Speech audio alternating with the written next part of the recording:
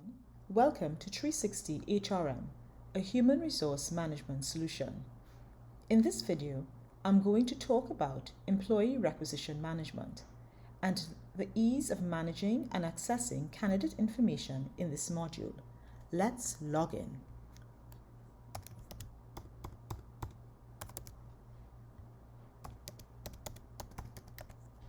We are logging in as the supervisor, Jenny Left. Supervisor Jenny Left needs a new employee in her department. She goes into the left-hand side of the application, looks for requisition management and clicks on the drop-down menu. She then clicks on New Requisition and simply begins to enter the information. The recruitment type. In this incident, Jenny is looking for someone specifically for a project. So she clicks on project based. The project name, let's say it is our quarterly budget report.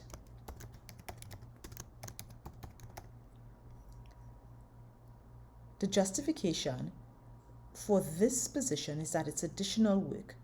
And because it's additional work, we need someone to assist us.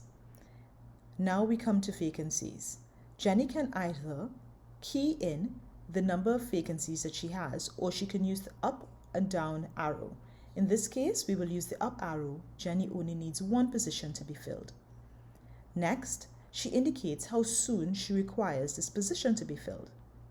The required date, at least by the 14th of September. Again, the date picker pops up for ease of entry. Type of employment, a contract position. And now we indicate the period for the employment.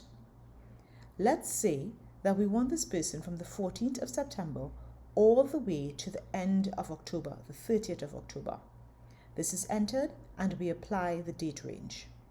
Finally, the type of employee. We're looking for an employee that works the standard 5-day work week. Is this budgeted for? Yes, it is. Now we enter critical information, the position title. So we can now say this is a budget officer. Their educational background, if they can have a bachelor's in finance.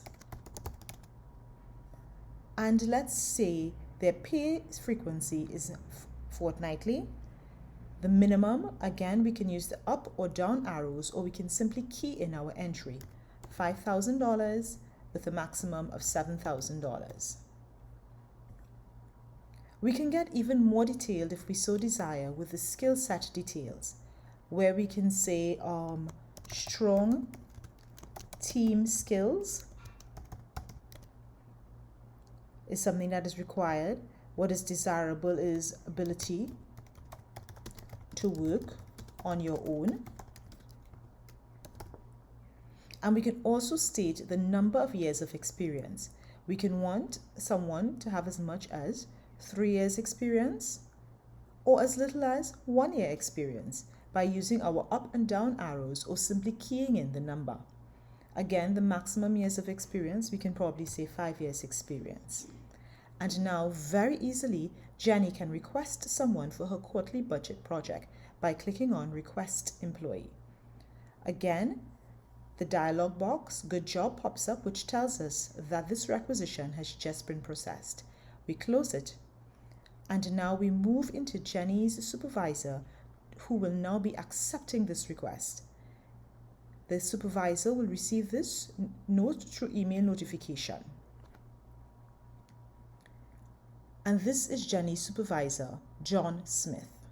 John Smith, on the left-hand side of the screen, clicks on the down arrow for requisition management and goes into all requisitions. This indicates all the persons who report to John that have applied for someone to work in their requisite department or section. Now you can see clearly today Jenny's application. So Jenny's to the base of the screen, and how do we know it's Jenny? Requested by Jenny Left. The date it was requested, September the 14th. The date it was requested, September the 7th. The date is required, September the 14th. And we get into the details by clicking on the magnifying lens.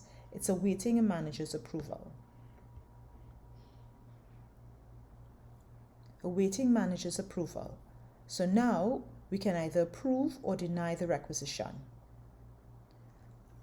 If you are approving your decision, you click on approved, and that's the end of it. You can update it. If you've decided that you do not want to accept Jenny's request, you can deny. And much like with leave management, requisition management, you can also enter why you're denying the request. You can simply say, the workload does not require additional assistance, and update. Again, you've closed it off. And you see very clearly it's updated on your end where it says manager denied. And if you go back into Jenny's information and you go into my requisitions, which is where Jenny will give us all the details, we are now seeing that Jenny has received a denial. This is the last one. If you look at it, we're seeing manager denied, and let's go in. And it clearly tells Jenny why this requisition was denied.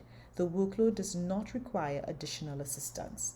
In a very short period of time, Jenny has placed her request, and in just as short a period of time, her manager was able to respond with either an acceptance or a denial.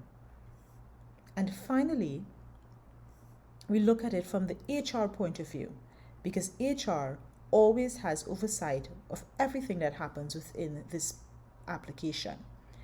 Again, we go into requisition management and we click on all requisitions. And when we click on all requisitions, the last requisition that was entered was requested by Jenny Left. We see that her manager has denied it. And when we click on it, from an HR perspective, we too as HR can see why this requisition was denied. At this point, all resources receive their email notifications of acceptance or denial for the requisition made. I hope this video was useful, and thank you for watching.